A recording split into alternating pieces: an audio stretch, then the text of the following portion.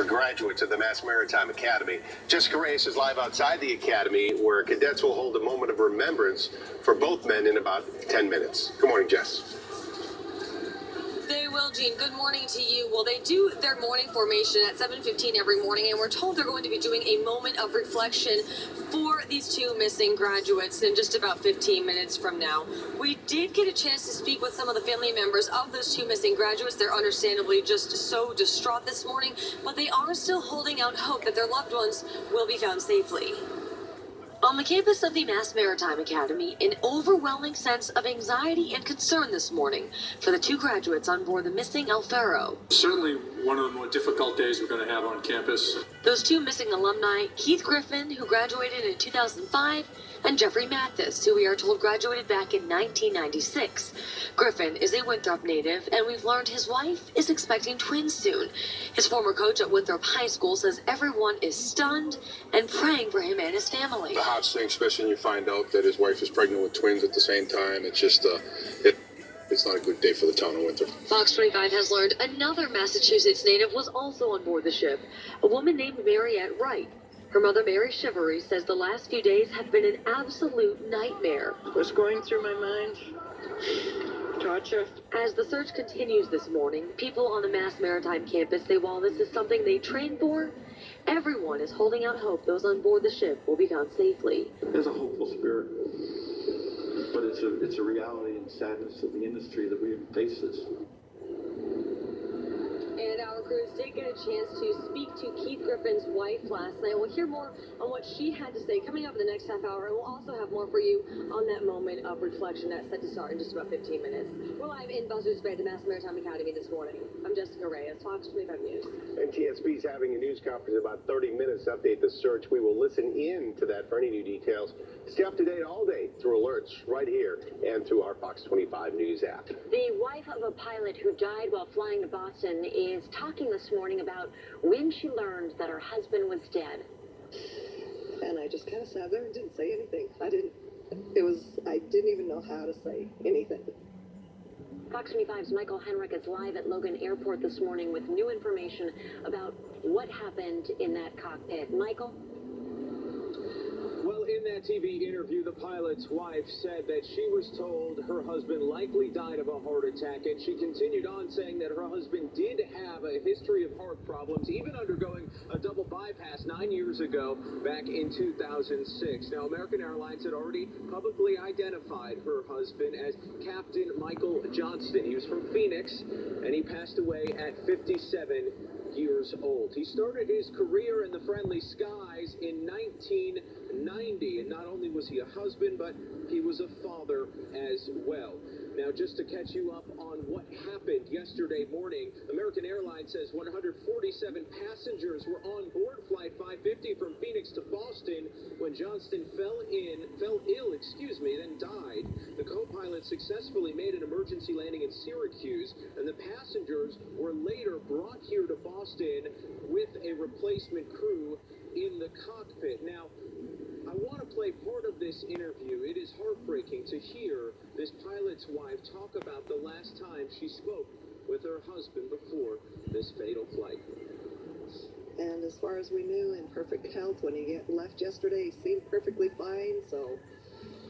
And as the day's gone on today, I've realized people tell me, well, I just talked to him yesterday. He talked to so many people yesterday. Went to his families, to his mom's house, and sang with his brothers and sisters before he went off on his flight. He took time to spend time with people yesterday, which is just amazing to me. It was almost like he knew that, and yet weird that he would know.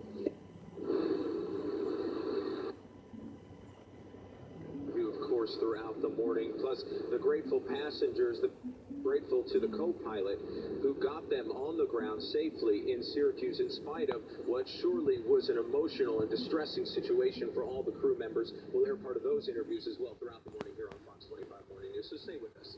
For now, though, we're reporting live at Logan Airport. I'm Michael Henrik, Fox 25 News. Today, work will resume to clear the track after an Amtrak derailment in Northfield, Vermont. Our crews on the scene as this was breaking yesterday morning. Officials say 2 of the 5 cars went over the ledge after hitting rocks on the tracks. 7 people were hurt, and the governor says 1 was airlifted to the hospital. Passengers say they knew immediately something withdrawal. It felt something, it just was like a bump. And next thing we knew, there was like, we kind of swerved to the left and then swerved to the right, and we all went, uh-oh. Now, officials say it does not appear that speed was a factor in the crash. It could take a few days to clean up the scene. And that cleanup means train service will be infected. Right now, Amtrak is running the Vermonter out of Springfield with shuttle buses bringing passengers to Massachusetts from St. Albans, Vermont. The Amtrak has set up an emergency hotline for more information. Numbers on the screen. We'll also put it up on our website, myfoxboston.com. Get breaking news anytime with our news app. We send alerts like this one. Download it for free for your smartphone. This morning, police in Brockton are searching for a pickup truck spotted near the scene of a deadly shooting. Investigators say a 27-year-old man was shot in the neck during a robbery on Rodney Street yesterday. He was rushed to a hospital but later died. The Enterprise says police are looking for a white pickup truck that may be connected to the shooting. And Weymouth police say surveillance pictures show the suspect in an armed robbery at a local drugstore. This happened on Wednesday at the Rite Aid on Washington Street. Officers say the man claimed he had a gun and demanded cash. The victim handed over some money and the man ran off toward Kensington Road. Now 7:09 this morning, Fox 25 is working to get more information about how a car ended up wedged beneath a van. Take a look at this video from Sky Fox. This happened yesterday on River Street in Waltham. The front of that blue car completely covered. Fox 25 spoke with a young man who was in the car. He says he's not sure what happened. I mean, what was going through your head? I'm gonna die. Railway hit the car, I stepped on the brake, and then I could feel myself going under the car. Cause I don't know, I didn't think I was going that fast though, you know, I don't understand, like, and then, but as soon as the airbags came out, the smoke, it started smoking, I thought I was gonna die. Yeah, you were texting, the van was fucker. empty and ended up getting pushed about 20 feet. Police are still investigating what exactly happened. This morning, the former head of Boston's MBTA is no longer in the running to serve on the National Transportation Safety Board. The White House withdrew Beverly Scott's nomination after first suggesting her for the job in July. No word on why the nomination was withdrawn. Scott was GM of the MBTA until she resigned last winter during all of the issues that the agency faced due to the cold weather.